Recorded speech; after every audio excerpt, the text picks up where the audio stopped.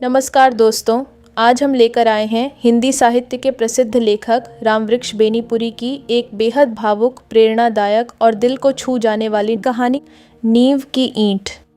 हम अक्सर ऊंची इमारतों की तारीफ करते हैं, लेकिन उस नींव को भूल जाते हैं जिस पर वह टिकी है। आज की कहानी उसी अदृश्य नींव की है, रुक्मणी की। एक ऐसी मजदूर औरत जिसका पसीना इस शहर की हर दीवार में है, लेकिन नाम कहीं नहीं।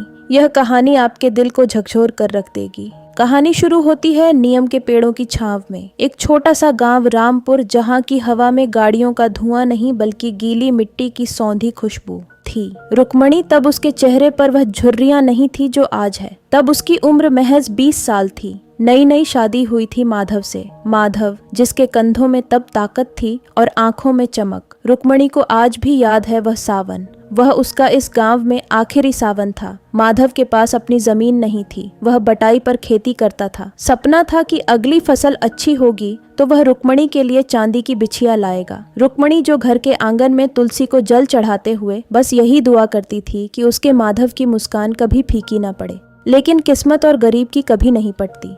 उस साल बारिश नहीं हुई। आसमान, जो हमेशा दयालु लगता था, उस साल कातिल बन गया। बादल आए पर बरसे नहीं, बस चिढ़ाकर चले गए। खेत जो हरे होने चाहिए थे, वह फटी हुई एड़ियों की तरह दरक गए। लाला दीनदयाल नहीं, वह शहर वाला मेट नहीं, बल्कि गांव का साहूकार। उसका नाम भी दीनदयाल ही था। शायद गरीबों का खून चूसने वालों के नाम और काम एक जैसे ही होते हैं। माधव ने लाला से कर्ज लिया था, बीज के लिए, खाद के लिए, और अब फसल जल चुकी थी और कर्ज का ब्याज किसी अमरबेल की तरह बढ़ता जा रहा था। एक रात, वो कयामत की रात थी। रुक्मणी चूल्हे पर रोटियां सेक रही थी। घर में आटा कम था, इसलिए रोटियां पतली थीं। बाहर माधव बैठा था, अंधेरे में बीड़ी पीता हुआ। बीड़ी की वह लाल चमक अंधेरे में किसी जानवर की आंख जैसी लग रही थी। माधव अंदर आया। उसका चेहरा उतरा हुआ था। उसने रुक्मणी को देखा, उस नज़र से नहीं जिससे वह पहले देखता था, प्यार भरी नज़र से, बल्कि एक अपराधी की नज़र से। रुक्मणी, माधव की आवाज़ फटी हुई थी। लाला आया था, कह रहा था कि अगर कल तक ब्याज नहीं दिया तो वह घर नीलाम कर देगा, और अगर घर नहीं तो वह। माधव चुप हो गया। रुक्मणी समझ गई, गरीब की इज्जत उसके घर की चौखट तक ही सीमित होती है। अगर चौखट ही नहीं रही तो इज्जत कहाँ रहेगी। रुक्मणी उठी। उसने अपने संदूक से एक छोटी सी पोटली निकाली। उसमें उसकी माँ की दी हुई एकमात्र निशानी थी, चांदी की पायल। वह पायल जिसे पहनकर जब वह चलती थी तो पूरा घर छनक उठता था। वह पायल जो उसके सुहाग का, उसके नारित्व का गौरव थी। उसने वह पोटली माधव के हाथ में रख दी। इसे ले जाओ माधव, रुक्मणी ने कहा। उसकी आवाज में कंपन नहीं था, बस एक गहरा सन्नाटा था। जमीन रहेगी तो पायल फिर बन जाएगी, पर अगर तुम टूट गए तो मैं जी नहीं पाऊंगी। माधव रो पड़ा। एक मर्द का रोना पत्थर के टूटने जैसा होता है। वह रुक्मणी के पैरों में गिर गया। मुझे माफ कर दे रुक्मणी, मैं तुझे रानी बनाकर रखना चाहता था, पर दाने दाने का मोहताज कर दिया। अगली सुबह वह पायल नहीं रही, और उसके साथ ही गांव में रहने का उनका अधिकार भी नहीं रहा।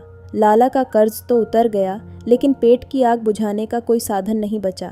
गांव के बूढ़े कहते थे, शहर जाओ, वहाँ पैसे पेड़ों पर नहीं उगते, पर काम मिल जाता है। वहाँ कोई भूखा नहीं मरता।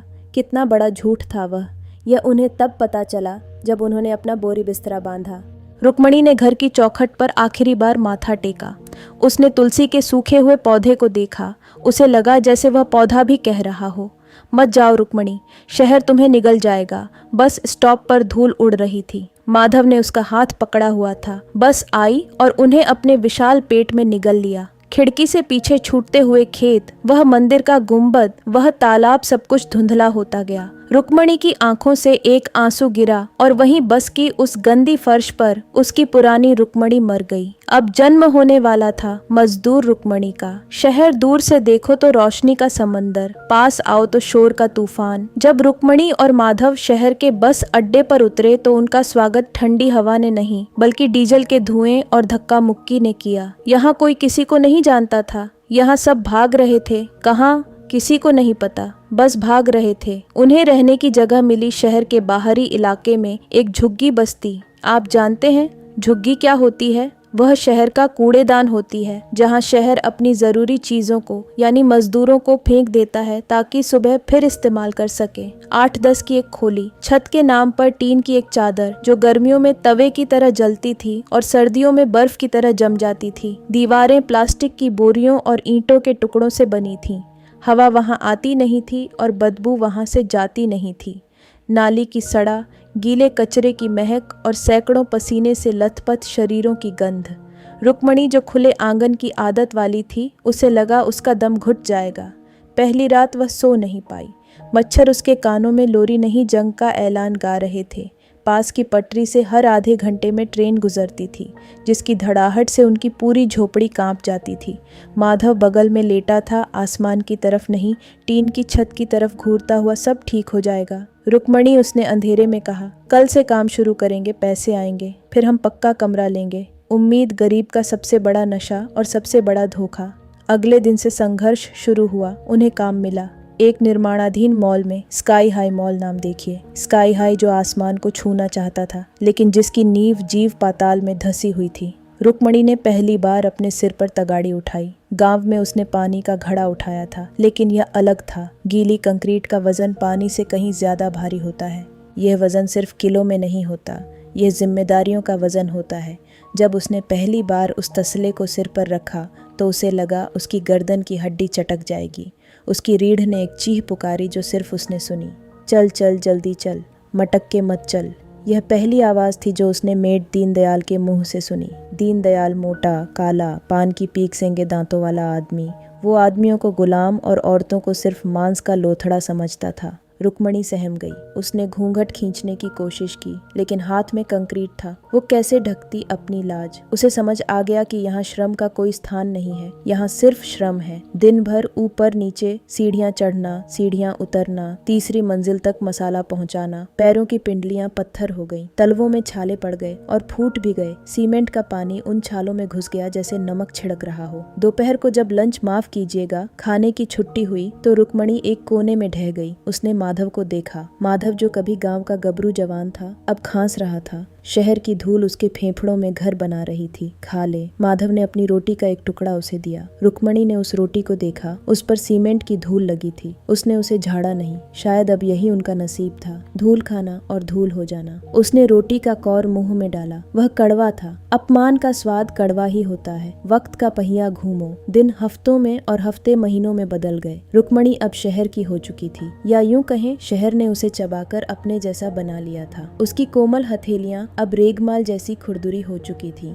अगर वह अपने गाल को छूती तो उसे खुद खरोच लग जाती। उसकी साड़ियां जो कभी चटक रंगों की हुआ करती थीं, अब एक ही रंग की थी, मटमैला सीमेंट का रंग। उसकी दिनचर्या एक मशीन की तरह सेट हो गई थी। सुबह 4 बजे उठना, सार्वजनिक नल पर पानी के लिए लाइन लगाना, वहाँ औरतों के बीच झगड़े, एक बाल्टी पानी के लिए बाल नोचना, गालियां देना, क्योंकि पानी वहाँ अमृत था और अमृत के लिए तो देवता और दानव भी लड़े थे। यह तो फिर भी प्यासे इंसान थे। फिर चूल्हा जलाना, गीली लकड़ियों का धुआं आंखों में भरता तो वह खांसती रोती पर रोटियां बनाती। फिर अपने बच्चों को जगाना।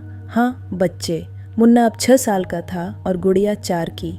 उन्हें वह किसके भरोसे छोड़ती, भगवान के या उस शराबी पड़ोसी के। वह उन्हें साथ ले जाती थी साइट पर, और साइट पर क्या था? वही पीला बोर्ड में नेटवर्क। रुक्मणी अनपढ़ थी, उसे अक्षर नहीं चित्र समझ आते थे। वह देखती थी उस चित्र को एक आदमी फावड़ा चला रहा है। वो रोज उस बोर्ड के पास से गुजरती, अपने सिर पर 40 किलो का वजन उठाए, और रोज उसका मन उस बोर्ड से एक सवाल पूछता, अगर यहाँ सिर्फ आदमी काम कर रहे हैं तो मैं कौन हूँ? क्या मैं अदृश्य हूँ? क्या मेरा पसीना पानी है? क्या मेरी हड्डियों के टूटने की आवाज किसी को नहीं आती? एक दिन की बात है, धूप इतनी तेज थी कि लोहे की सरियां छूने पर उंगलियां जल रही थीं। रुक्मणी 8वीं मंजिल पर ईंटें पहुंचा रही थी। उसकी सांस फूल रही थी। उसे चक्कर आ रहे थे। शायद कल रात उसने खाना नहीं खाया था, बच्चों को खिला दिया था। तभी नीचे से मुन्ना की रोने की आवाज आई। रुक्मणी का दिल दहल गया। वह भागी। सीढ़ियां कैसे उतरी उसे होश नहीं था। नीचे आकर देखा, मुन्ना रेत के ढेर के पास खेल रहा था और उसके पैर पर एक ईंट गिर गई थी। खून निकल रहा था। रुक्मणी ने तसला फेंका और मुन्ना को गोद में उठा लिया। मेरा बच्चा, मेरा लाल।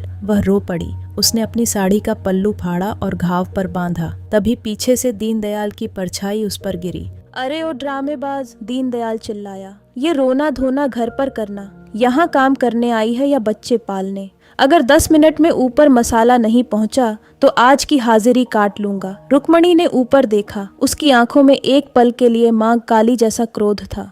मेरा बच्चा तड़प रहा है मुनीम जी, तो घर बैठ। दीनदयाल ने हिकारत से थूका। औरत हो, घर संभालो।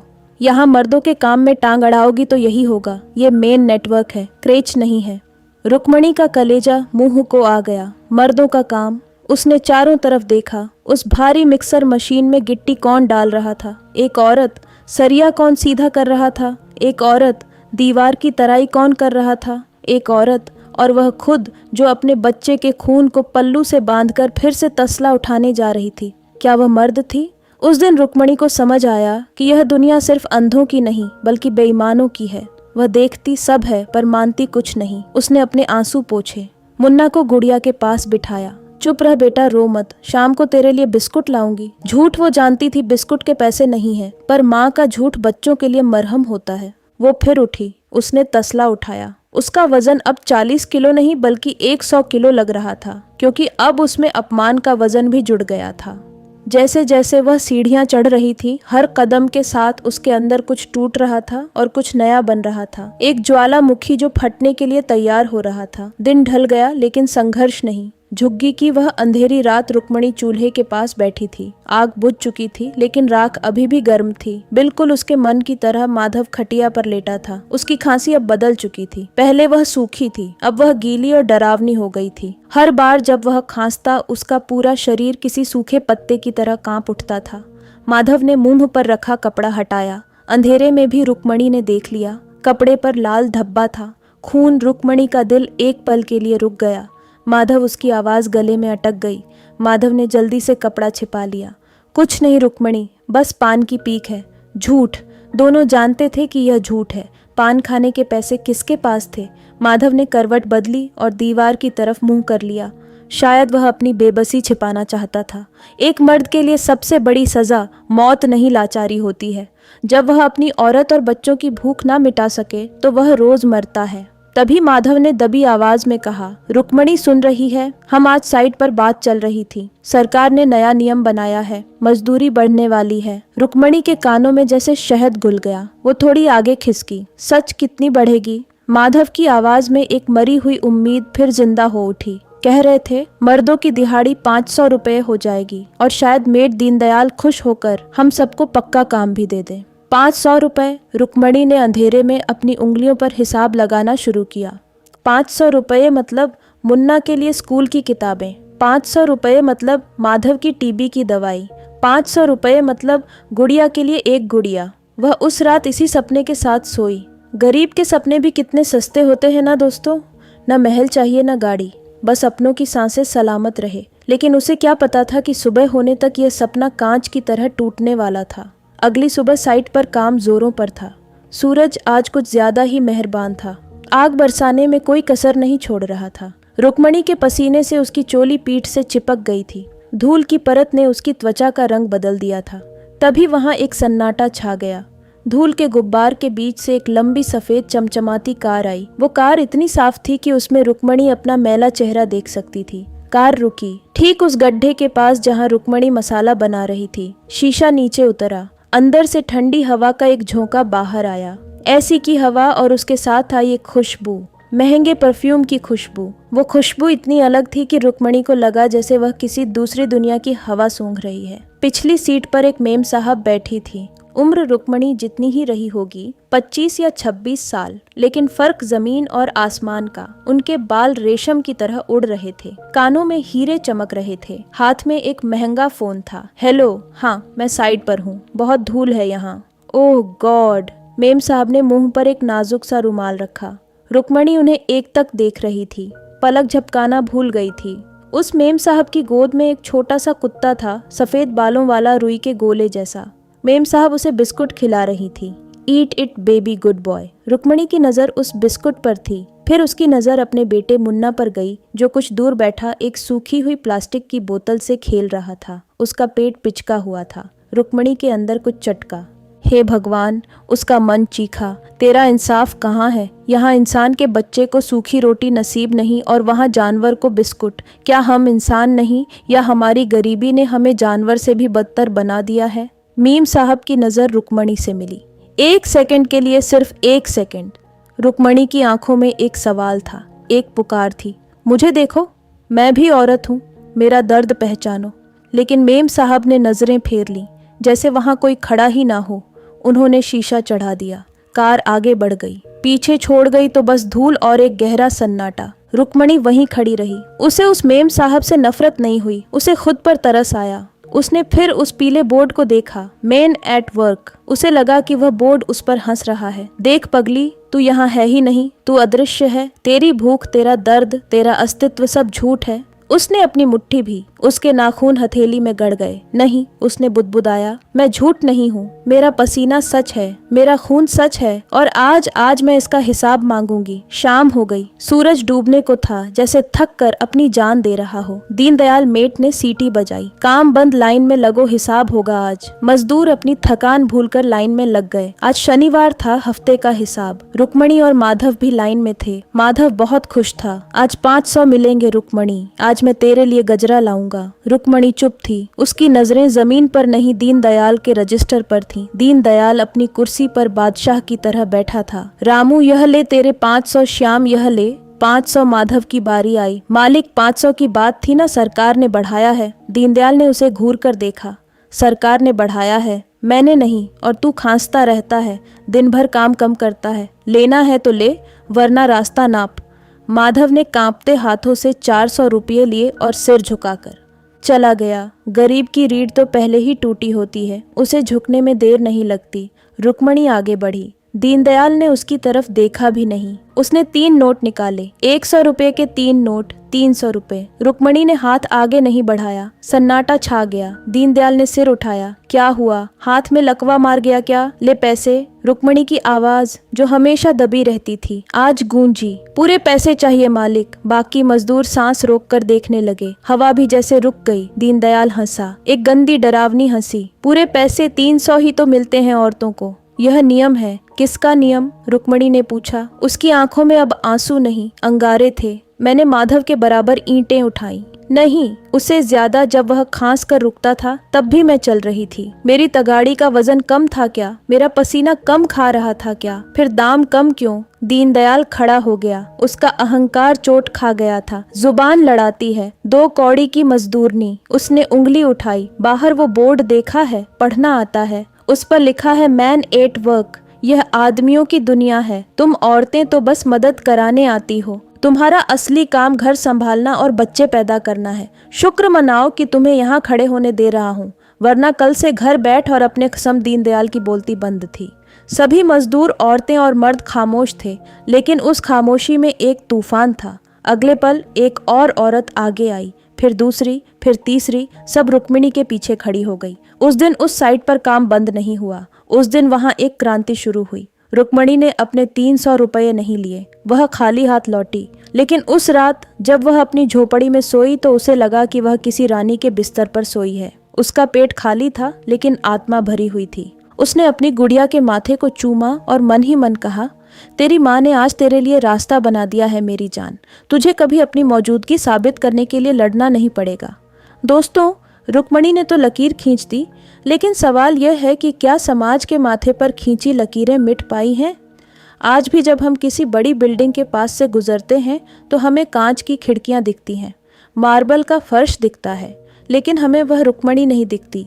ये कहानी सिर्फ एक मजदूर की नहीं है। ये कहानी हर उस औरत की है जो घर में, ऑफिस में, खेत में या सड़क पर खट रही है, लेकिन जिसके काम को फर्ज का नाम देकर कम आंका जाता है। तो दोस्तों, यह थी रामवृक्ष बेनीपुरी द्वारा लिखी गई प्रेरणादायक कहानी, नींव की ईंट। अगर आपको ऐसी ही भावनात्मक, प्रेरणादायक और हिंदी साहित्य की बेहतरीन कहानियाँ पसंद हैं तो वीडियो को लाइक करें, शेयर करें और हमारे चैनल को ज़रूर सब्सक्राइब करें। धन्यवाद।